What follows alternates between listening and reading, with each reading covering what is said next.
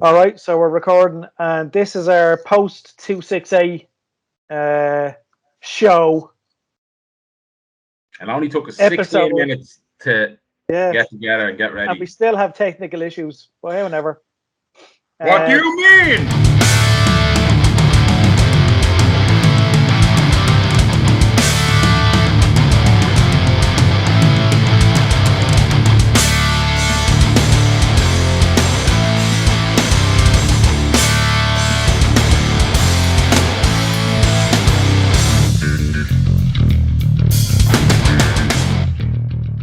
So anyway, yeah, Davey Gov seems to have Davey seems to have come off tops in the results here, but we'll go through the fights anyway, and we'll see who called what.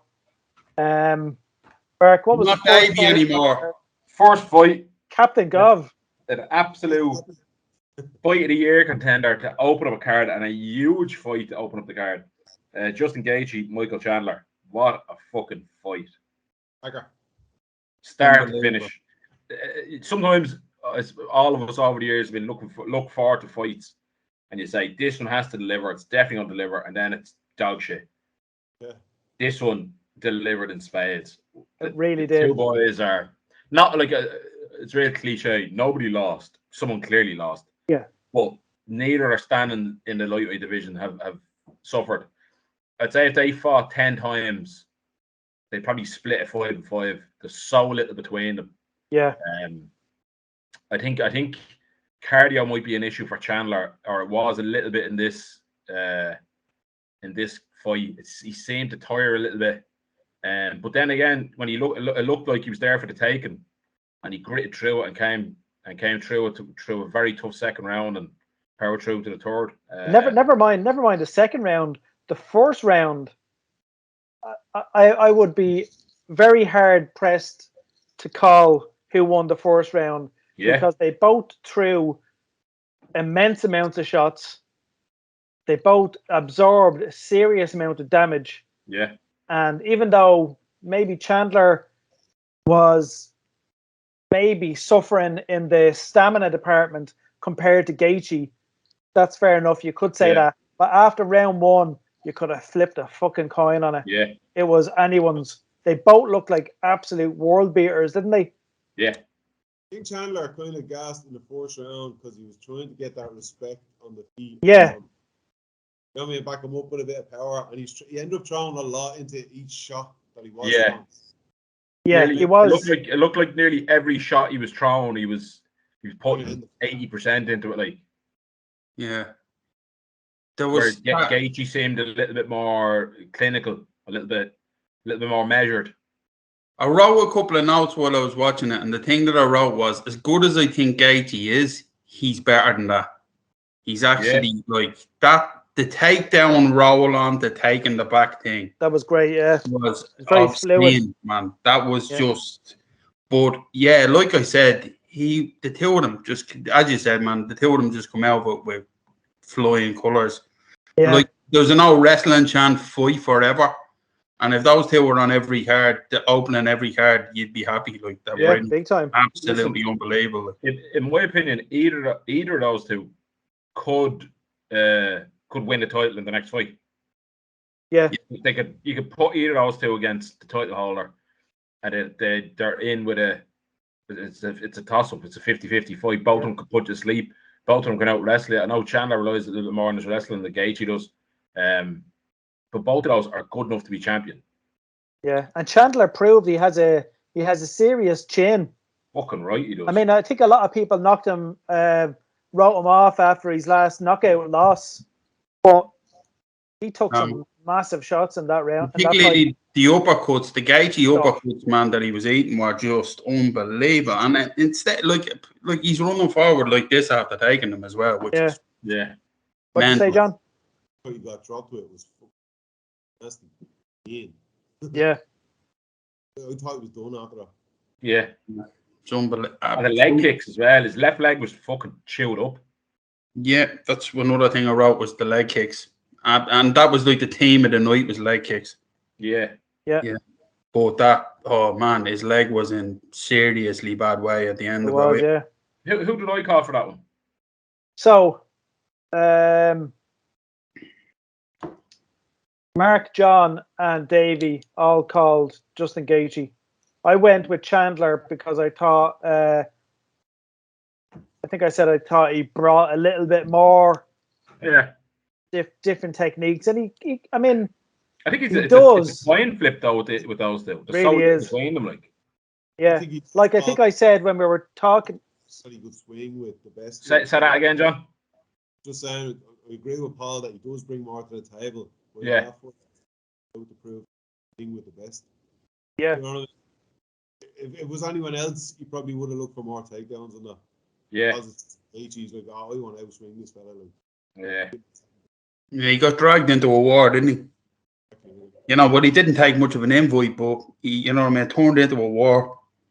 You know, you can see by the end, like the two of them were just, you know. But Gaethje was wearing no battle scars, like he, you know what I mean. Again, he doesn't mark up really, Gaethje, does he? No, not at all. And considering he took some shots himself, like he took some big shots. Yeah, I mean, Chandler had him wobbled a couple of times in round one. Even he had him wobbled against the cage.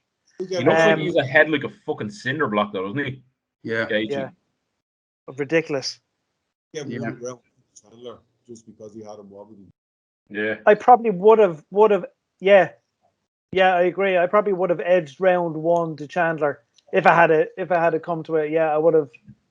But I've no problem with the decision though. I thought Gaethje No. Yeah. Well, like you said, man, fight of the year. Damage, like. I think it's fight of the year. Yeah. Definitely. Unbelievable. Yeah, it was a fantastic fight. So I got that one wrong. John, Mark, and Davey all got that one right. All right, Mark, what was the next fight? We're at the Burgos and Billy Quarantillo fight. Yeah. Good scrap again. Every part of this, every fight on this maiden card could have been a headline fight. Yeah, they all delivered. And like I think it was John Anik said, you're kind of spoiled in the first fight on the card. Whereas every fight was just as good in a different way. Like there was some fans booing the Burgos fight. Like, what? Now I know you always get fucking retards at these things, but I think there was an element of the Gaethje fight and the Gaethje Chandler fight being so good that it was like they expected that from every fight. Yeah, and any fight that didn't deliver that, they were disappointed in. But I think this is another bugbear of mine, and we could talk about a whole show about this. The fact that most fans in the stadiums just want to see Forrest Griffin versus Stephen Bonner. Do you know what I mean?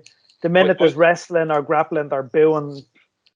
I was at the UFC 208, probably the worst card in recent UFC history, but the crowd, the atmosphere was so bad because most of the people there, I think it was the first card under the new parent company, so everything was mad expensive. But I shit you not, there was about 15 Brazilians in front of me, and they were there they just wanted to see Anderson Silva fight, and two blokes were showing each other. They were like fellas in their 50s, sitting right behind them, pictures of food while there was fights going on. Jesus, they were just sitting there, and he was going like, "Yeah, that looks lovely. Yeah, that looks lovely, doesn't it? Fucking hell." Nobody watched any of the fights until Anderson Silva fought. Anderson Silva fought. Everyone left. So the card can attract different cards in different cities can attract odd crowds. Like it's a big wrestling city that probably have no problem with the wrestling. Yeah, it's a boxing city. Yeah, whatever. You go to another city that doesn't have any kind of university background. The second people start wrestling, they're in the middle of a grappling exchange. Knock them out. Like, yeah. Shut the fuck up. Well, I don't think Dana's sitting there watching the Canelo fight that night. Things an awful lot, did it? That was brilliant. Like to be honest, I thought that was. Now I know it's Canelo, and I know that was fighting to unite the titles and stuff like that. But him sitting there watching a boxing match on a laptop, like while there's fights going on, that's his own fights are going on. Like I know, and they're all there. Like laugh, they're not what fight was going on when he was watching that? Don't know actually. I don't know. I think it was Tug Rose, but I hope it wasn't, because if it was the one female fight that was on that night and he was sitting watching Canelo, like that adds in a whole extra element to the embarrassment of it. Does. With that, come here. I've seen plenty of fans have their pictures up all over bleeding Facebook of 2 TVs set up. I would have watched the 2 of them if I had been on at the same time. Oh yeah, no doubt. But like, if you were the president of one of the companies sitting there while the fight is going on live, and then to be like, oh, I bet $100 grand on Canelo, like, it's like, yeah, man, you're running a card as it's going on here. Like, oh look, you know what I mean? It's like there's just football being played in your backyard. Him being Matt Hughes did it years ago. He's watching oh, baseball. remember that? what was he doing? He was watching baseball. Oh yeah. Man, I don't know. Especially like, come here. If he had been watching bleeding football, it's supposed to be a different kind of team. But because he's watching 2 fights there, like, do you know what I mean? That doesn't really watch the Canelo one.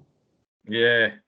You know what I mean? Like, you can flick between. Like, I've done it myself. Changing the channels between 2 football matches, whatever. Like, do you know what I mean? Now I'm sure Dane is listening in.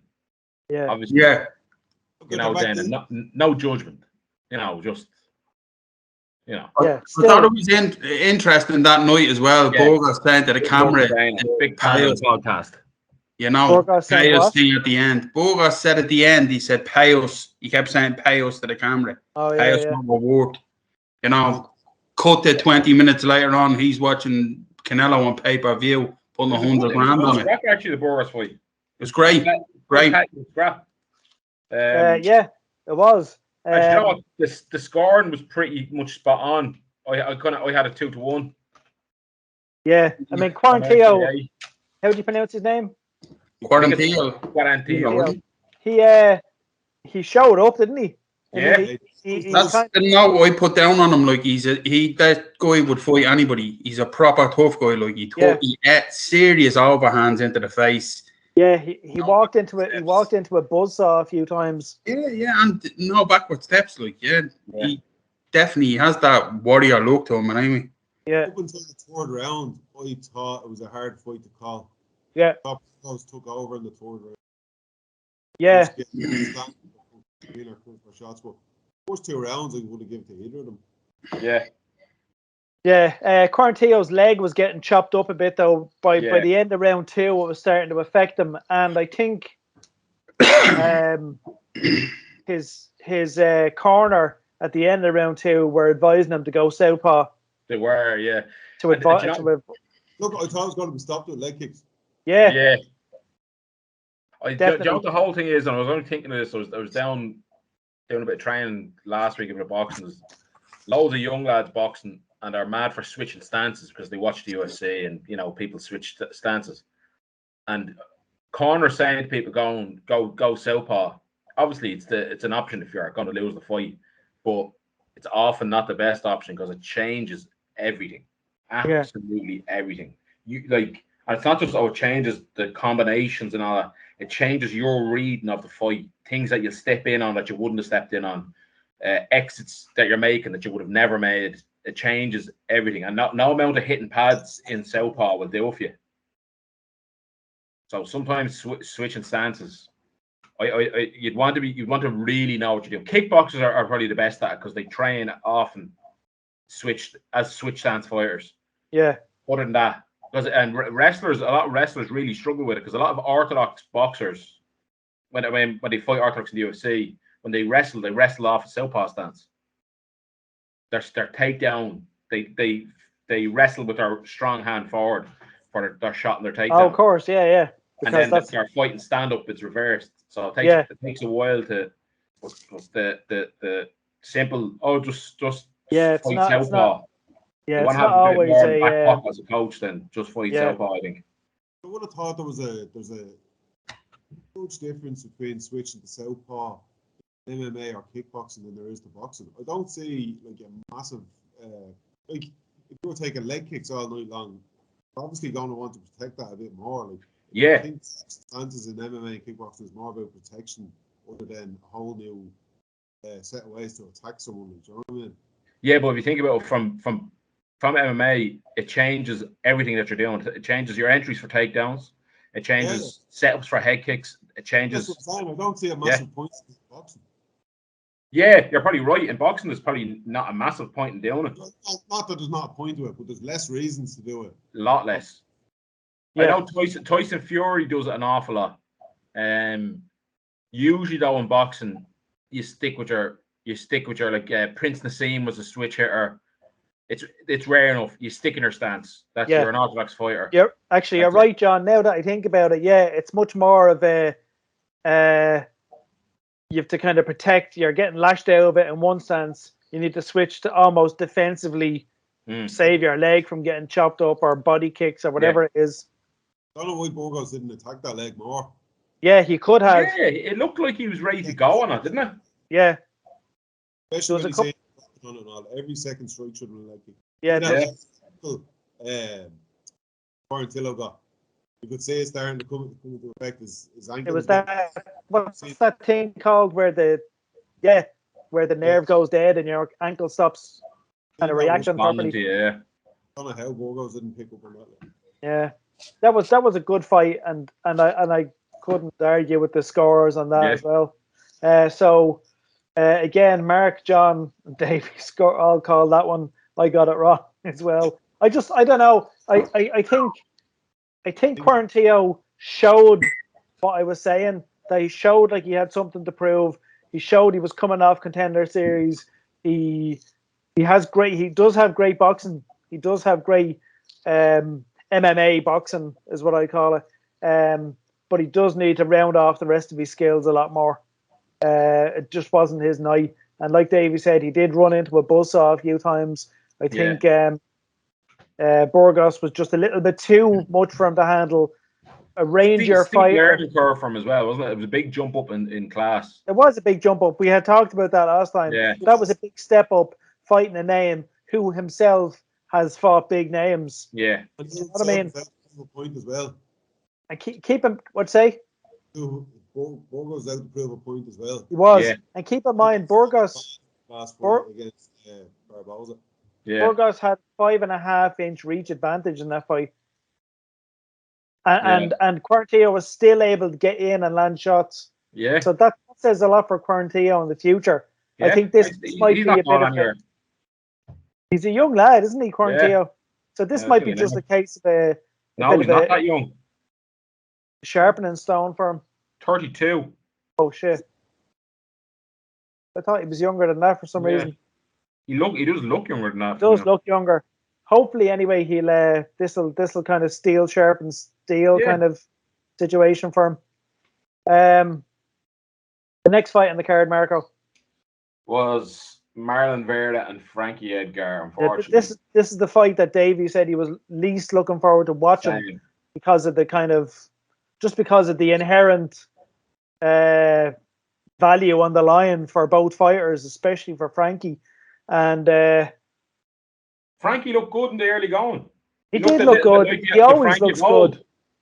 Yeah. Frankie always looks good in the early going. Yeah. He'll always weather whatever storm you're throwing at him. He was the striking. He was in and out. He was landing good shots. Never biggest puncher, but he was landing good clean shots.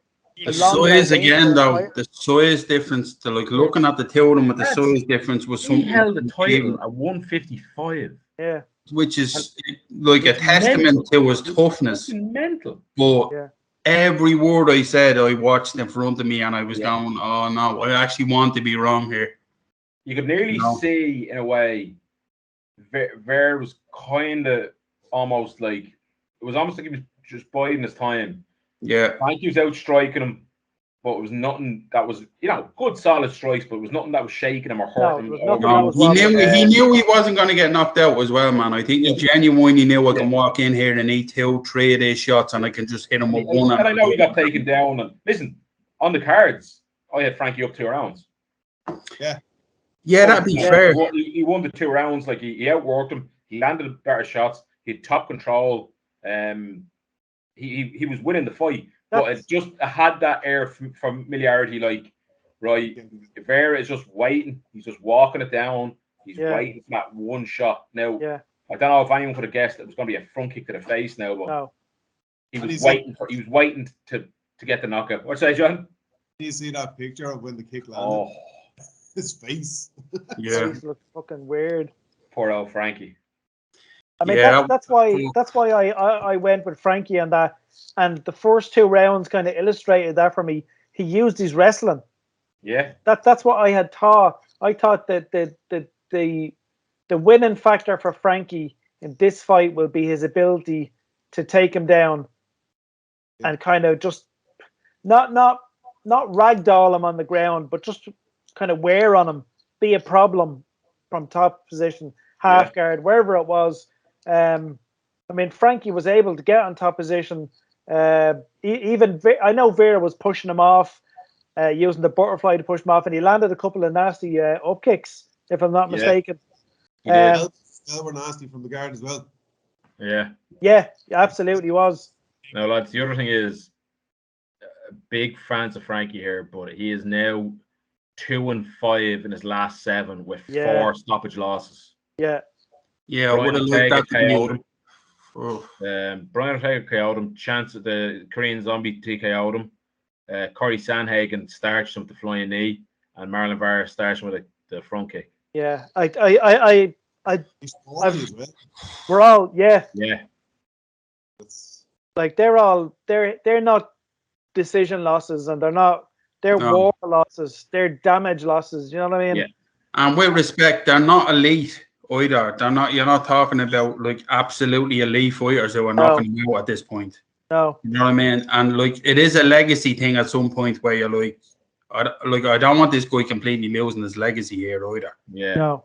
You know what I mean? Like we've all watched it. Too many fights. That couple of fights too many.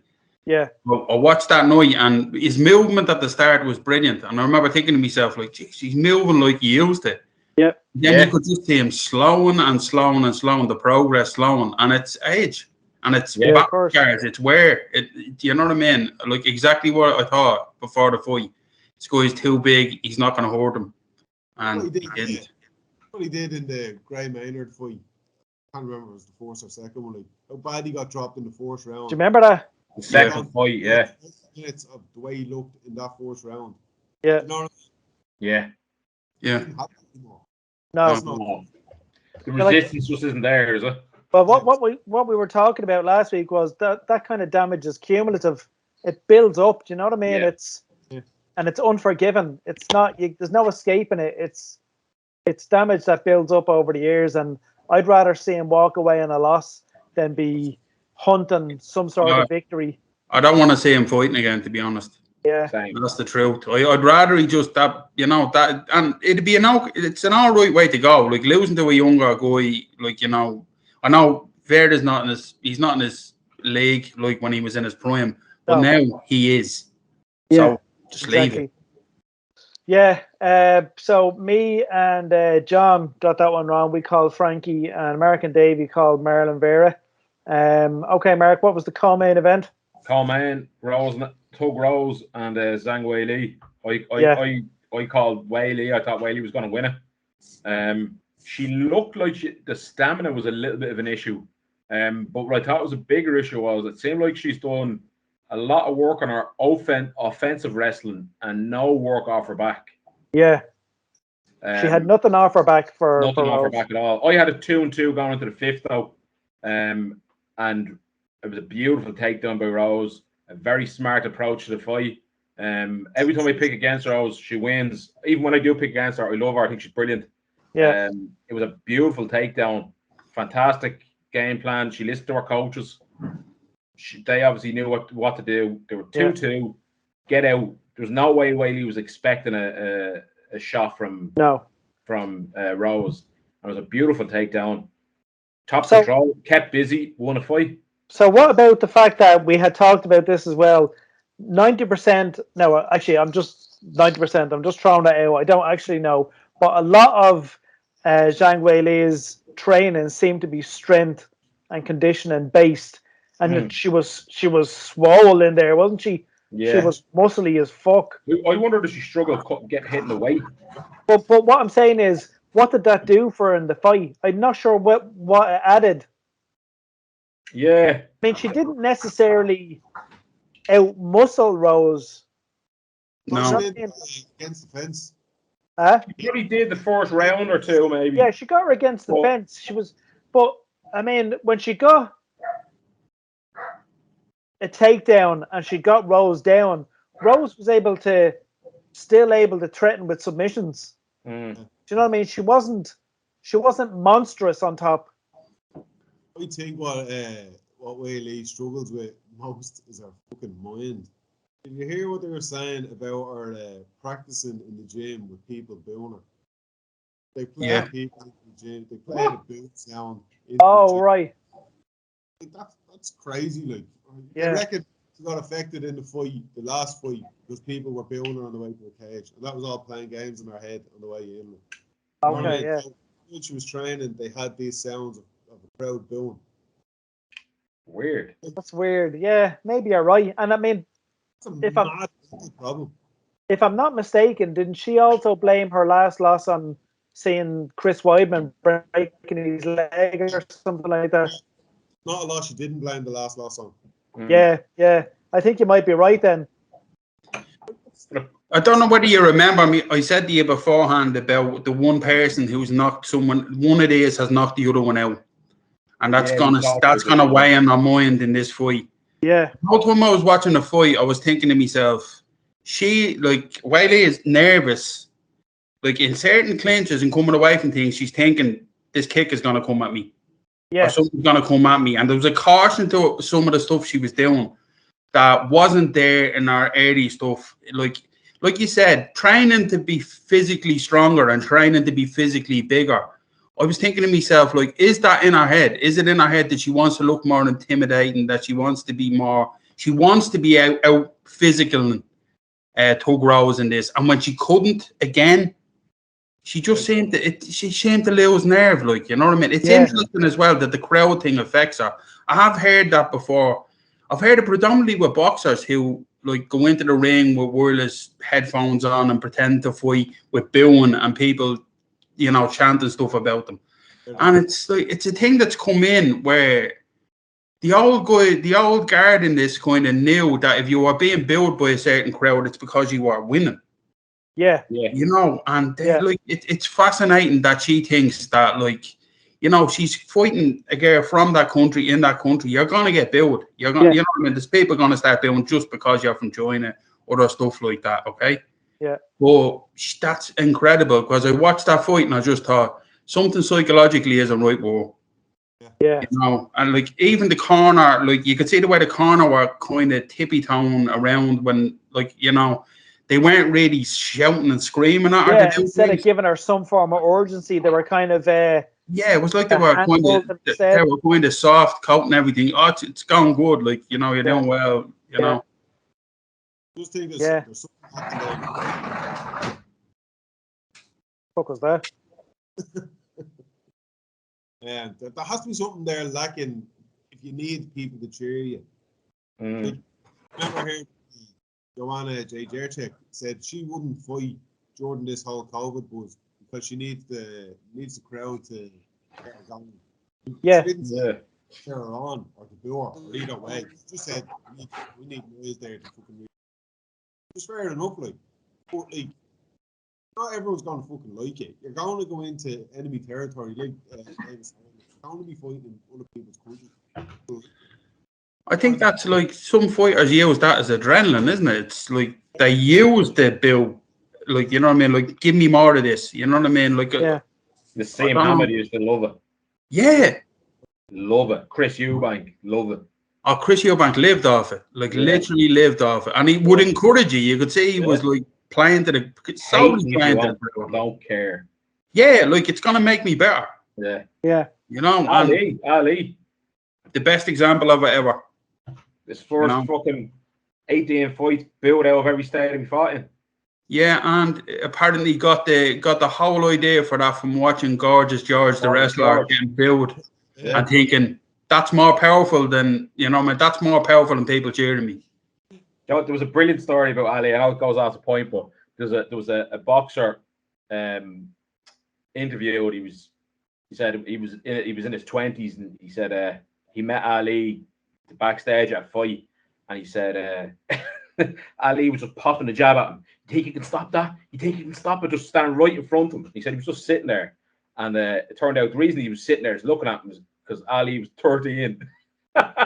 And this fella was like in his 20s, a huge, big, hardened, seasoned professional. And he said, Ali was 100% dead serious. Like, you think you can stop that? You think you can stop it? Just walked up to him like, brilliant. Yeah, I actually I seen him one time on a chat show years ago in England, and they called this young lad up on stage, and they said, this guy's a boxer, you know, and Ali just kind of, his whole demeanor changed, and he just kind of looked at this kid, and he was like, you a boxer? And man was like, yeah, I'm a boxer. And he was like, yeah. And you could see this kid was just somebody who liked boxing. Next thing, Ali just started pinging, like literally pinging jabs at him. And this kid is like, you know, as any of us would be, whether we admit it or not, you'd be like, oh God, what the fuck is happening? Yeah, what's happening, right? In case he's having some kind of flashback and thinks they're Joe Frazier, right? He starts pinging jabs at this kid, and he's just like, you're not a boxer, and the kid's like, I'm not a boxer, I am a boxer. You know, and I just remember thinking, there's a madness to that. Yeah. There's a madness to that genius that few of us have.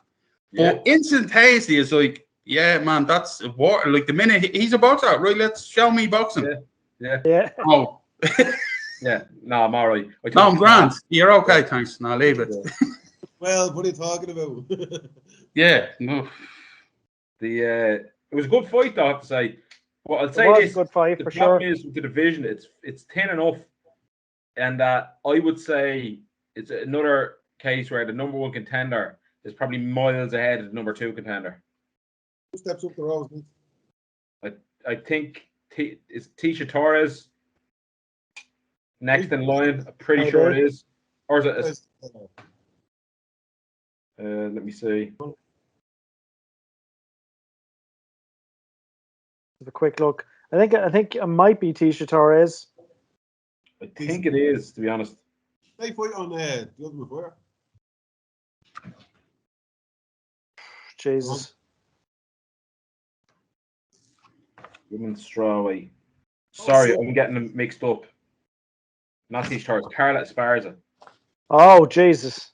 So I think Carla Esparza, I think Zhang Weili beats the brakes off her every day of the week. The next one down, Marina Rodriguez. There's another Asian girl then, Yan Xiaonan, Mackenzie Dern, Nina Nunes. I think Nina Nunes is probably gone. Claudia Gadelha, Tisha Torres, Michelle Watterson, and Amanda Ribas. I think at present, Weili beats all of them and beats them pretty easily. Yeah. I think So what you said there, Marco, was true, man. The which? What you said there is true. Like, you know, this is a girl you just keep thinking she's going to get found out. She's going to fight somebody. The breaks are, you know, she's going to fight. No, she's not. She like Gaethje, she's better than anyone thinks. You know what I mean? There's more to her game. You know what I mean? Like, and the toughness is there in spades. Like, yeah, it really is. And the mentality as well. Yeah. I call that one wrong. Yeah, Mark, you were the only one that called one wrong. That one wrong. The rest of us all got that one right. And then the main event, obviously. Pound for pound, number one fighter in the world, probably. I don't know if there's probably an argument there for Adesanya or one or two of the others. Is he definitely the best welterweight in the world? Yeah. At the moment, yes. Best active welterweight. Yeah, definitely. He's talk of him chasing fucking GSP around and doing this for GSP. Yeah. He's beaten now Covington twice. He's already stopped Burns. Then it's Leon Edwards is back at 3 and Vicente Luque is back at number 4. Good fight. I think Colby showed his toughness in there. Yeah. I think, you know, and you know what? I think Colby has gotten better. I don't think he made the strides that Usman has made since that. No, he didn't. But he definitely looked a bit better. He was landing cleaner shots. Yeah. Power seemed to be a little bit more there than it had been. But longer that fight went. Longer that fight went, I think the better Colby looked. He did, and he started. Let's not forget. Towards the last 2 rounds, I don't know whether it was he really came on, he wobbled them. Yeah. That fight was so much closer than I anticipated it being. Even Like Usman's jab is flawless. Yeah, I thought he was going to throw He that. punches through a jab so well, like, you know what I mean. But the second round, obviously, I picked the second round as a knockout, and I thought, geez, I've called this spot on. Yeah. Then he just seemed something changed. I don't know whether because he didn't get knocked out, Colby just grew into the fight. Like, yeah. You know, I don't know whether he thought, right, he can't knock me out. That's his best shot, and he can't knock me out, or something changed in his mentality. He started just mowing forward. And like, one thing I have to say though, the Kurt Angle music, that is perfect. Yeah. Coming into that is you said a heel in wrestling. That's perfect, man. Yeah, it really does. It's icing on the cake. To the you suck bills walking in the flag. It's all right. You've got it. A good fight, but I think the decision was pretty accurate. I thought Usman did enough to win it. And what do you reckon about the takedown in round 3? Was it a takedown? I think the problem is that if you're into, and I don't think any of us are particularly into freestyle or collegiate wrestling, that's a takedown. Yeah, technically that's a takedown. This is but UFC, in MMA, mixed martial arts, I wouldn't class as a takedown just because he never had him in a position at which he was controlling him. Yeah. He never had his back on the mat. He never really had him. Was he off his feet? Yeah. I think, listen, wrestling is probably a takedown all day. Yeah. Mixed martial arts, probably not. No, it didn't. He didn't capitalize on it. One chain away from a takedown. Had he been able to scoop him from the side or force him flat, but I didn't think so. John, what did you say there, John? So, I was just saying, my thing about that is, right, they score takedowns and they score control time. Yeah. Knocks on that. Yeah. Took him off his feet, that's a takedown. Then it goes into control time. Yeah, yeah. But there was the thing back in the mixed martial arts rules, a takedown if someone's back or backside hit the canvas or something like that, wasn't it? Wasn't there some, or 4 points hit the canvas? I can't remember what it was. There was something. There was some, but yeah, I think it was if there's no control, if you haven't taken them down into a position where you can exert control of some kind over them, they won't give it as a takedown.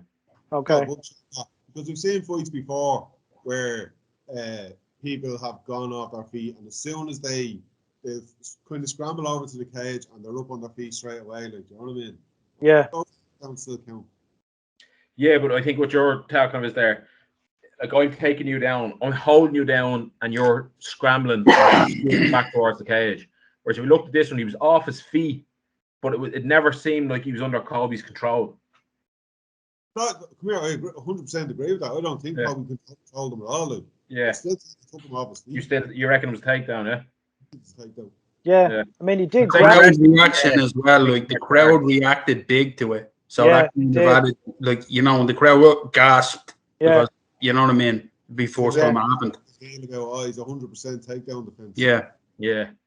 There was a big response to it. Like, I was interested to see. I was watching Chael Sonnen's take on the card, and he had this idea that Colby had won. Chael Sonnen comes out with some mad shit. He also said Muhammad Ali never fought anyone that he was heavier than. He was always the lighter man. Yeah, that's blatantly untrue. He said things about Tyson. George Foreman was a slim individual, wasn't he? Yeah, you know what I mean. Like, that's what they used to call him, wasn't it? Slim George. Slim George. Yeah.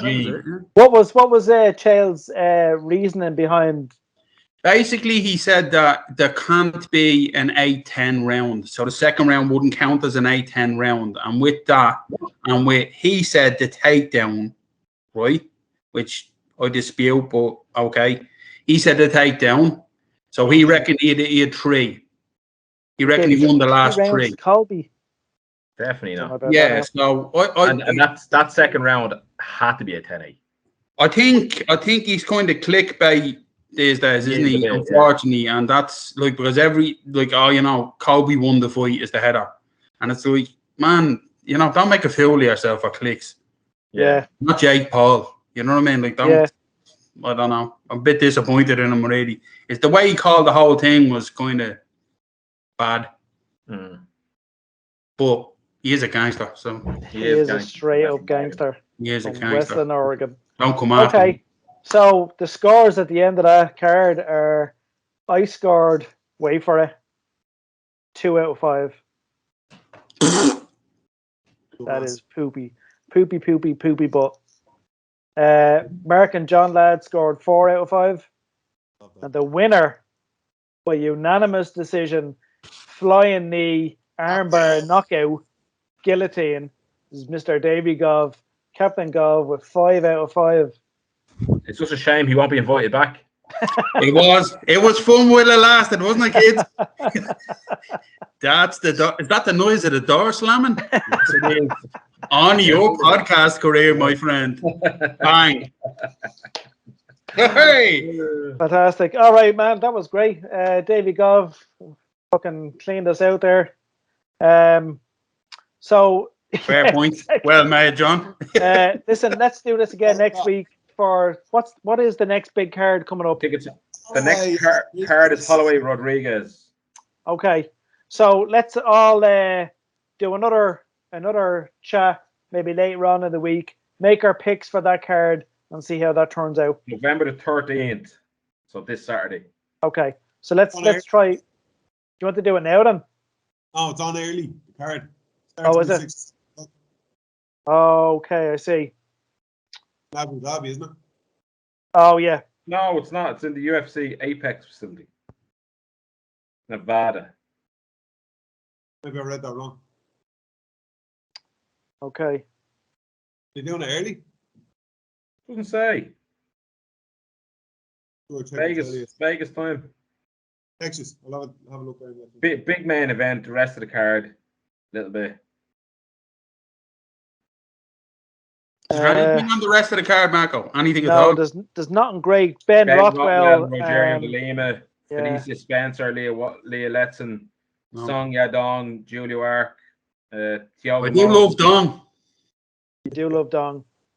It's been aimed at me in the past. I'm all about that Dong. That's a stringy card, isn't it? Yeah. I thought you were going to say that's a stringy Dong. No need for that, man. That's what he used to call George Foreman. Stringy Dong. Oh, Luke has a lot of work to do with this episode. Yeah. Yep. I think we should leave it all in. Yeah, that boy's going to be cleaning up. Yeah, not a huge card. There's a couple of interesting fights on it, but not a massive one. Anyway, we'll do this again during the week or next week. And well done to Davey Gov. Round of applause, etc. Yay! Boo to this shitbag. All right, that's it, lads. All right, peace out. See you later.